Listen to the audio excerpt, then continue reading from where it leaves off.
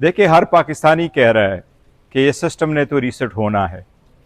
आवाम को जो बताने वाली बात है वो ये है कि वो कौन है जिसने इस सिस्टम को डिफ़ॉल्ट मोड पे लगाया था।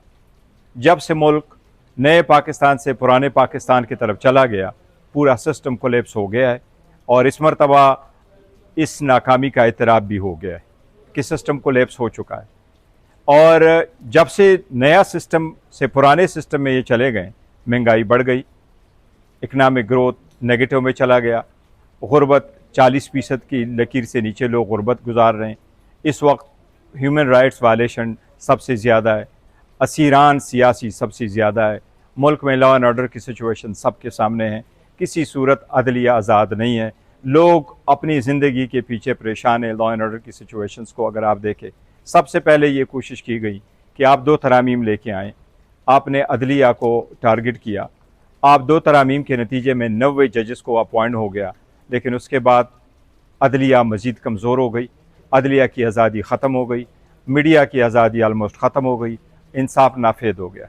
अब आप इंतज़ामी यूनिट्स और प्रोविंसेस की तरफ जाते हैं कि आपके पास ये मैंडेट है, इस मरतबा वफाक को दाव पे ना लगाएं।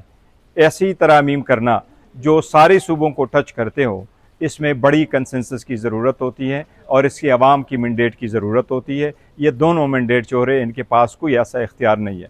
लेकिन ये जो 2 बड़ी पार्टियाँ, ये कभी ऐसा नहीं चाहेगी क्योंकि इनका पूरा कब्ज़ा ख़त्म हो जाता है।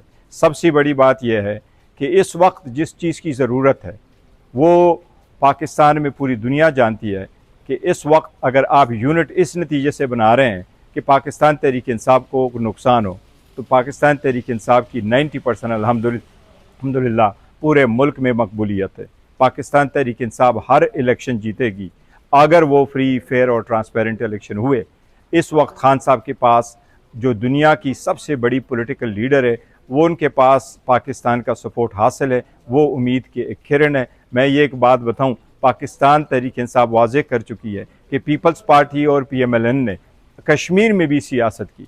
बिलावल ने PTI पीपल्स पार्टी ने कश्मीर में शुहदा के लिए आवाज़ नहीं उठाई, लेकिन अपने 2 सीटों का रोना रोया। दोनों के पास कोई मैंडेट नहीं है, ना कश्मीर में और ना ही अपने अपने सूबों में।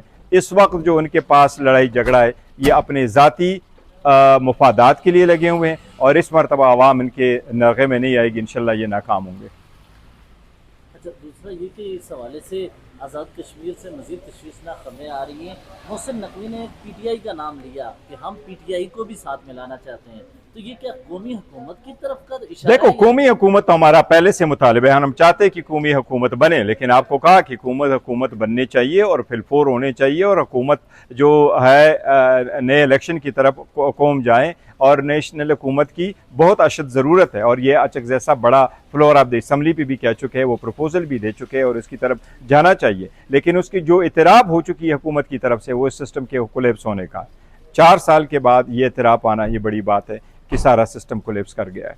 बैरिस्टर साहब, हम जैसे लोगों के लिए ये होता है कि निज़ाम के असल जो किरदार हैं, जिनकी वजह से ख़राबी है, इलेक्शन जो चोरी करते हैं, जो सब करते हैं, मोहसिन नकवी का निशाना हुकूमत भी ज़्यादा ऐसा नज़र आया कि शहबाज शरीफ हुकूमत हो, इसीलिए नवाज़ शरीफ की पार्टी के लोग जो नवाज़ शरीफ के करीब समझे जाते हैं, वो सख्त रद्द अमल दे रहे हैं। क्या ऐसा तो नहीं कि इस सिस्टम पूरे का खमियाजा सिर्फ नून लीग को भुगतना पड़े और सिस्टम बेहतर होने के बजाय आम बस हुकूमत तब्दीली की? नहीं, देखो, इस मरतबा जो भी चेंज आएगी ये अवामी होगी और अवाम लेकर आएगी और वफाक के सतह पे भी होगी, सूबों के सतह पे भी होगी, नेशनल हुकूमत उस होगा। दूसरी बात है कि ये जो दोनों पार्टीज़ है जिनके पास मैंडेट नहीं है, जो अपनी सूबों से मुस्तरद है, रिजेक्टेड है, वो इस वक्त जिस तरह आज़ाद कश्मीर में खेल रही है, आज़ाद कश्मीर में लाशें पड़ी हैं और वो सियासत कर रही है उस पर और एक दूसरे को तगने दे रही है, ये दोनों पार्टियाँ इस वक्त एक्सपोज हो गई हैं।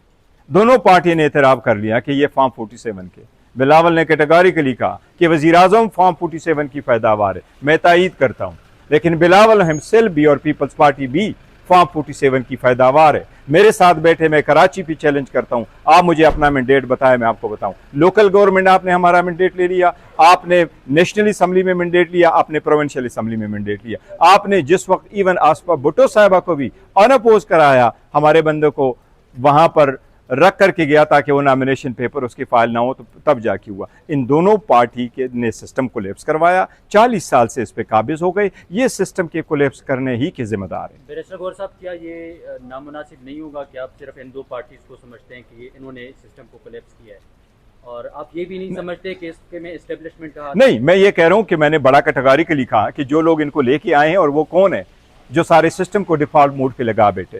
سسٹم کو ڈیفالٹ موڈ پہ کون لے کے آیا؟ سسٹم کو چینج کس نے کرایا؟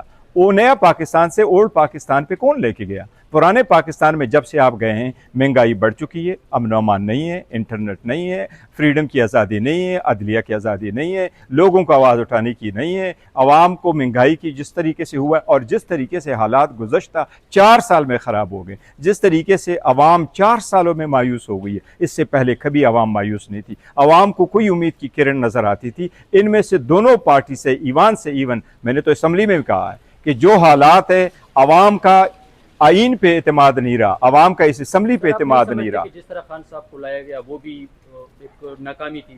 نہیں, دیکھو, خان صاحب کو لایا نہیں گیا. ہم تو اس بات کا برملا اعتراف کرتے ہیں کہ جو حکومت بنے وہ عوام کے ووٹ اور سپورٹ سے ہو, اور اگر حکومت ختم ہو تو جب عوامی مینڈیٹ, عوامی سپورٹ ختم ہو جائے, جس طرح آپ برطانیہ میں بھی دیکھو تو وزیر اعظم چینج ہو, لیکن کسی کے اشاروں سے نہ ہو. یہ بڑا ضروری ہے اس ملک کے لیے, اور اس وقت سب سے ٹاپ ایجنڈا یہ ہونا چاہیے. آپ سمجھتے ہیں کہ ون پیج جو ہے وہ ختم ہو گیا حکومت اور اسٹیبلشمنٹ کا؟